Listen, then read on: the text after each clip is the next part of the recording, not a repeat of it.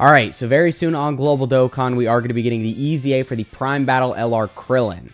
Now, I'm going to be real with you, I'm not really that big of a fan of this guy's EZA. I feel like they could have went in a completely different direction than they did. They kind of based them more around World Tournament, which isn't a bad thing, but I don't know, like, it's such a specific use that I feel like you're not really going to get much use out of this guy. And with World Tournament being as annoying as it is, I mean, even me, I don't really play it that much, so I'm just not ever going to really use this guy, which sucks because it's a KRILLIN. Technically, he is the best Earthlings lead, so, I mean, I guess that gives him some use, but even with that, you're not going to want to run two of him on a team, and he's only 160 lead, so I don't know. I wouldn't say his EZA is necessarily good, but I wouldn't say it's bad either. He is a stacker, he does have built-in additionals, and his defense can get up to some pretty solid levels because he's stacking defense, but I don't know, still, for the first couple turns, his defense isn't going to be amazing. You can tell he's kind of meant for World Tournament, so his use in, I don't know, like Red Zone is kind of wonky. So, overall, not the best EZA. I feel like they definitely could have made him better, but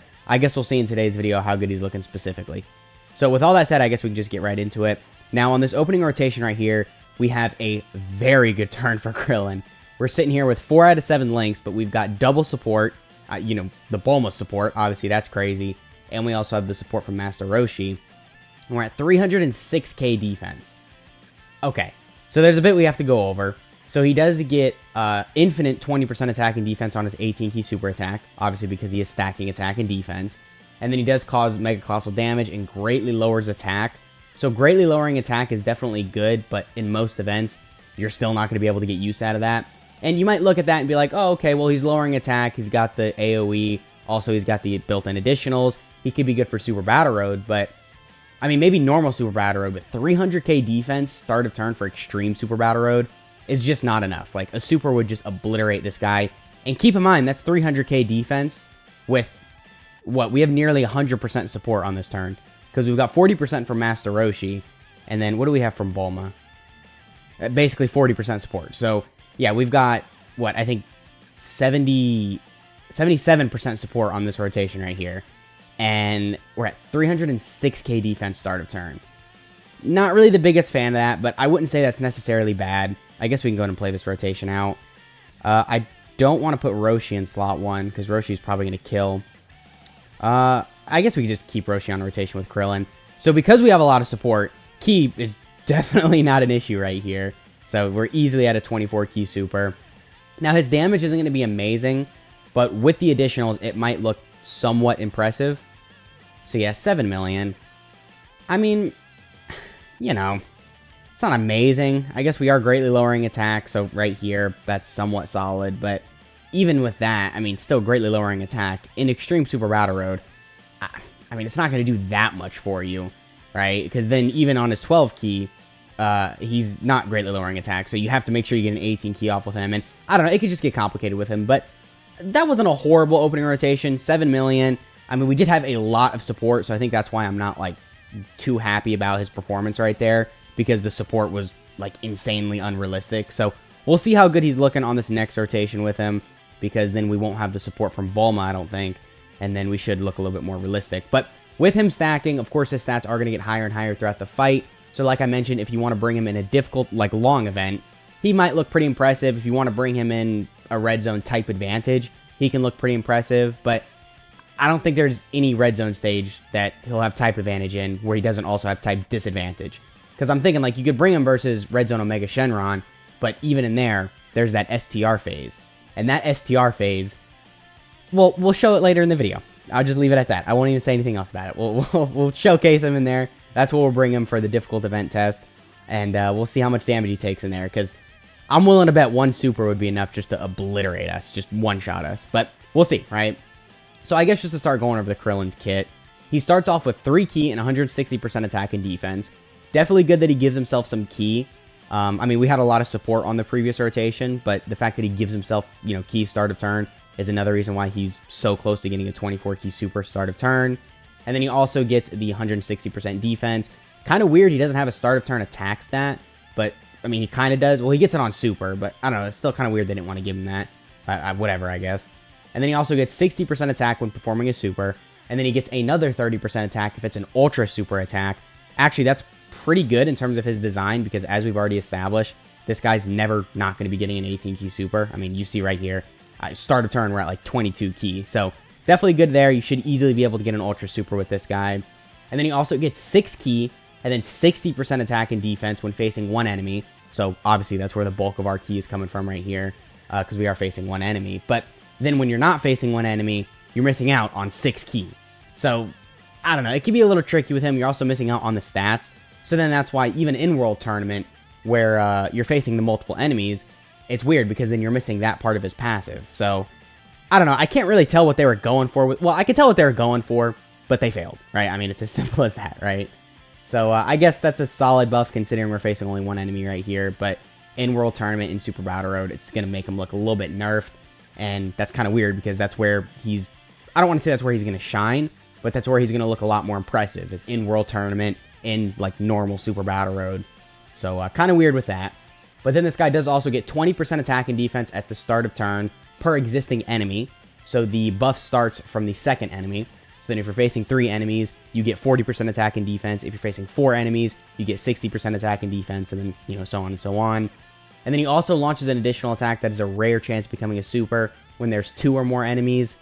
I mean, that's cool, I guess. A rare chance becoming a super. I think that's like a 15% chance, so you're probably not going to see that often. And then he gets the guaranteed additional super when facing 6 or more enemies. So that is definitely like the nail in the coffin. This guy's for World Tournament. The guaranteed additional is 6 or more enemies.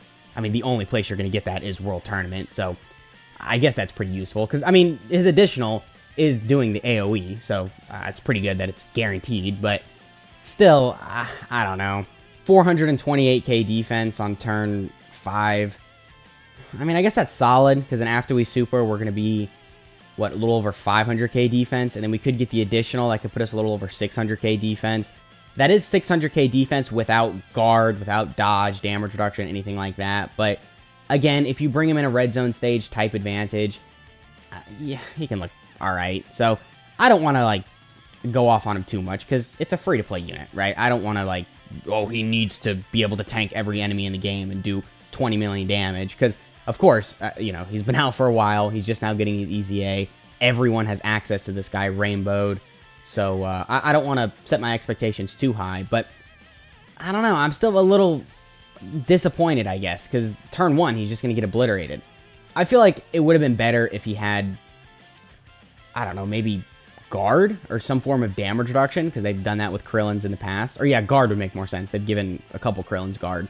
So maybe they give him guard for the first, I don't know, 3 turns or something like that, help him stack up, and then I mean, it would have made him look a lot more impressive. But okay, 9 million attack stat, 6.9 million crit. I can't lie, that's pretty good damage. I mean, for a free-to-play unit, that's pretty crazy. I'm not gonna lie there, but yeah, his defense still was only like a little over 500k. So okay, what we can do is we can showcase this next rotation, and then we'll go ahead and cut to the red zone tests. So right here, I mean, in this event, he's gonna look really impressive, right? It's obviously an easy event. He's reasonably high in terms of his stats for events like this, so he'll look pretty impressive in Super Battle Road in these legendary events. If you want to bring him in Infinite History, he'll definitely look very well. Maybe in some of the earlier Red Zone stages, he can perform somewhat well. But, I don't know, you bring him in Red Zone Broly, he's going to get crushed. You bring him in, you know, Red Zone Omega Shenron, he's going to get crushed. You bring him in any of the Red Zone stages after stage, like, 5, he's going to get destroyed. And then for, like, the Wicked Bloodline stage, like, after stage, like, 2, he's going to get destroyed. So, you know, his performance, very weird, very wonky. A big issue I have with this guy as well, and I kind of mentioned this before, but I want to touch on it a little bit more, is his leader skill. I mean, they made it 160%. Why not just do 170%, right? I mean, 170% is kind of what we need for leader skills now. Like, if it's not 170%, we can't use them as a lead. Like, 150% is too low. 160% is too low. So, I don't know. Just really wonky. I feel like, especially because he is the main Earthlings lead, it would have made a lot more sense if it was just 160%, or not 160, 170%. Because, right, just higher stats, but no, they decided against that. And another thing you're going to want to keep in mind with this guy is his link set. So his link set isn't good, and because he is, like, the main lead for Earthlings, you kind of want him to have a good link set. Although, I guess most Earthlings units have a wonky link set anyway, so, I mean, it's just another wonky Earthlings unit to put on the team, so I guess it's not that big of a deal, but I don't know, it's just a weird unit considering he's the main lead for Earthlings. But I guess with all that shown, we can go in and cut to the red zone test. I feel like I've been going off on this KRILLIN in this video. I'm like in the middle. Like he's a good unit, but not good enough, considering he's the main lead for Earthlings. I mean, you could argue like, oh yeah, well he's a free-to-play unit. Well then why do they make him the main lead for Earthlings? Give us another Earthlings lead, right? I don't know why this guy has to be the main lead. I mean, give us a 200% lead, something like that. But anyway, I guess with all that shown, let's go in and cut to the red zone test. Alright, so we're here fighting Red Zone Sin Shenron. I think I called it Red Zone Omega Shenron earlier, but we're here fighting Sin Shenron. And we've got a pretty good rotation for KRILLIN. We're here at 5 out of 7 links. We got some support from version Z Goku. And overall, we're going to be looking pretty good. We're at 329k defense.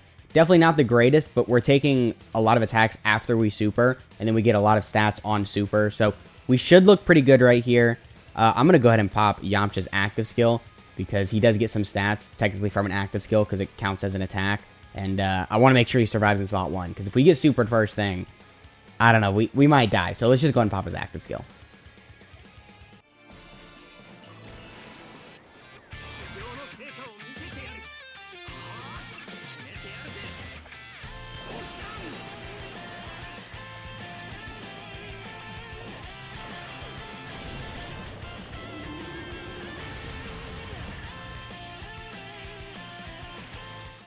Alright, so then with the active skill, yeah, we jump up to basically 700k defense. So actually a big difference in terms of his stats beforehand and after the active skill. So definitely glad we popped that. Now, I guess Yamcha probably has the best team to run like KRILLIN on. I guess KRILLIN has a couple 200% leads. I know he's got the Carnival LR Goku, the base Goku, the Kai Goku. And then I think he's got the Carnival LR Super Saiyan Goku that leads Battle of Wits. And then Yamcha. I think those are his only 200% leads. And between them all, I guess Yamcha is probably the best, because then he links up the best with KRILLIN, because they obviously have like some of the Earthling links. But still, I don't know, Yamcha's team, I don't want to say it's bad, because he leads Warriors Raised on Earth, which is obviously very good. But I don't know, it's going to be kind of wonky running Yamcha with KRILLIN, because Yamcha is a slot 2 unit, even though, I mean, right there he just dropped a, like, what was that? A 10 million into like a 12 million into a 14 million, which is crazy, but Yamcha definitely is a slot 2 unit, because he gets a lot of stats on super. So I don't know if like Yamcha and KRILLIN would be a great rotation. And yeah, look at that. A little over 100k per normal with KRILLIN as well. I don't know how we survived that right there. Okay. You know what?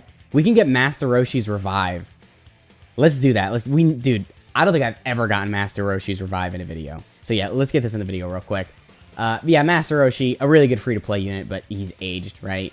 I mean, considering he's free to play, he's solid, but his defense is just simply not good enough.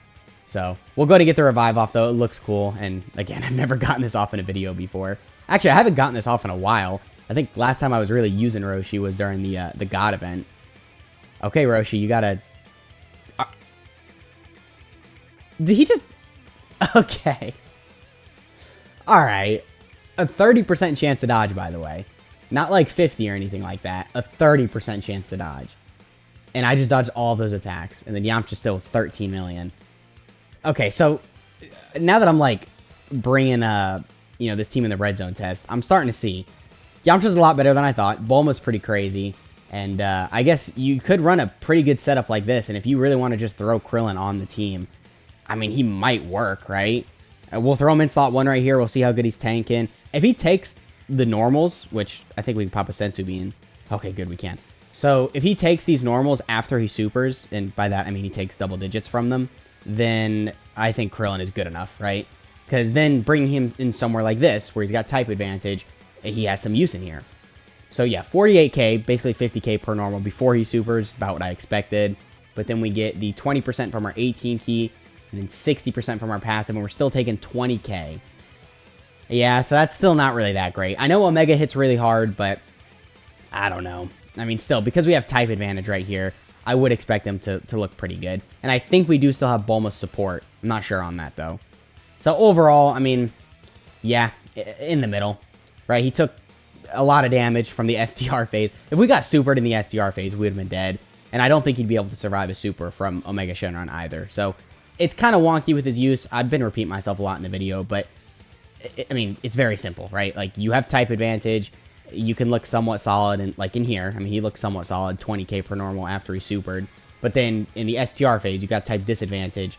you just die, right? So, okay, I guess, yeah, we could just do this. I mean, we're probably going to die, but whatever. I don't really care. Actually, you know what? Let's just pop all these active skills. We never use these, so let's pop version Z Goku's active skill.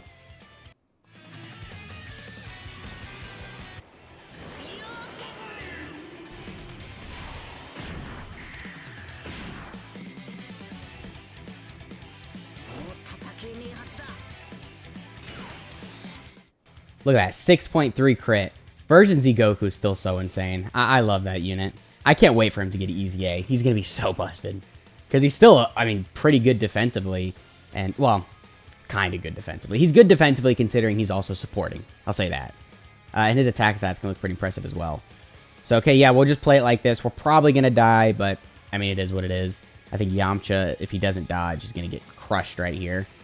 Well, okay, he dodged the first couple of attacks. So, now that he's getting his supers off, he should be fine. But, yeah, that's what I'm saying. Like, Yamcha is kind of a slot 2 unit. Krillin is definitely a slot 2 unit.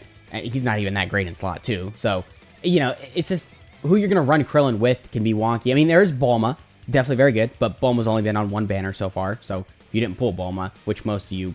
Well, I mean, a lot of you probably did summon, but a lot of you probably didn't pull her. So, most of you probably don't have Bulma and then can't run Bulma with Krillin. So, that's why, honestly, Krillin's just very wonky. I definitely recommend you get him, but you're not going to have that much use for him, right? Oh, okay, we are going to kill. Master Roshi coming in with the win. All right. All right, getting some use for Master Roshi. Look at that, 4 million crit. Well, I take back everything I said. This team is just busted, right? Look, we beat Red Zone Sin Shenron, even though we used a couple items, but don't worry about that. So, okay, I guess that's pretty much been the Red Zone test. Overall, Krillin, look, yeah, all right, he was pretty mid, right? He's tanking 20k per normal in the final phase. That's at the end of the fight, too, so he's gotten a couple stacks in. So, not that impressed, but he didn't get us killed, so I'll give him that, right? But anyway, with all that shown, let's go ahead and cut to the unit breakdown. Alright, so here we have Raging Killer Move Krillin. So, starting off with his leader skill, it is Earthlings category Ki +4, HP and attack and defense plus 160%. I already talked about this in the video, but I don't know, man. Having Earthlings as 160%, I just feel like isn't enough. I know he's a free-to-play unit, so... I mean, it makes sense why they wouldn't want to give him 170% to his lead, but I don't understand why this guy's the main Earthlings lead then. Like, they couldn't have put, like, Earthlings in Yamcha's leader skill instead of Sand Saga or something like that. I don't know. It's just very weird with the Earthlings category, but, I mean, I guess it's good he's giving 4 Ki, so that's definitely pretty useful. And then his super attack effect is that he's raising attack infinitely, raises defense for 1 turn, causes colossal damage to all enemies, and then has a medium chance to stun them, so that's his 12 Ki. And then on his 18 Ki, he's raising attack and defense infinitely, causes mega colossal damage, and then greatly lowers attack. So pretty good super attack effects. The fact that he's stacking, obviously, is very useful. And then in his passive, he gets 3 Ki, 160% defense. He gets 60% attack when performing a super attack. And then he gets another 30% attack if it's an 18 Ki super attack. And then he gets an additional 6 Ki, 60% attack and defense when facing only 1 enemy. And then he gets an additional that has a rare chance of becoming a super attack when facing 2 or more enemies. And I was wrong earlier in the video. I said it was a 15% chance of becoming a super. It's actually even worse than that. It's a 10% chance. So, yeah, very unreliable, but I guess it's still there, right? And then you get that rare chance of doing the additional super when you're facing 2 or more enemies. And then he gets 20% attack and defense at the start of the turn per existing enemy when facing 2 or more enemies. And then the count starts from the second enemy. So once you're facing like 3 enemies, you get you get 40% attack and defense, and then 4 enemies you get 60%, and like 5 enemies you get 80%. So the first enemy technically doesn't count towards the 20% attack and defense buff. Just keep that in mind. And then he launches a guaranteed additional super when facing 6 or more enemies. So basically, you just get a guaranteed additional in World Tournament. I guess that's pretty good. And then his links are Z Fighters, Turtle School, Courage, High Compatibility, Solid Support, Shattering the Limit, and Legendary Power. Yeah, Courage, High Compatibility, like, you're not getting these links active. Even Turtle School, Solid Support, not great links. So his link set definitely kind of sucks. And then for his categories, he has Full Power, Earthlings, Battle of Wits, Turtle School, Bond of Friendship, Sand Saga, and then Warriors Raised on Earth. So pretty good categories. I mean, he's helping stuff like Earthlings out a lot. You know, Battle of Wits, I guess Bond of Friendship, but I don't know, man. Still, like, I just don't know why he's the main lead for Earthlings. I feel like it just should have been someone else. So I guess that has been the video. Let me know what you guys are thinking of this guy down in the comments. Let me know if you think I was too harsh on him or if you think I went too easy on him, because I know I was kind of complaining about his kit a lot in the video, because he definitely isn't as good as he could have been, but I can definitely see, you know, his use in some events. So once again, that has been the video. I hope you guys enjoyed, and I'll catch y'all in the next one.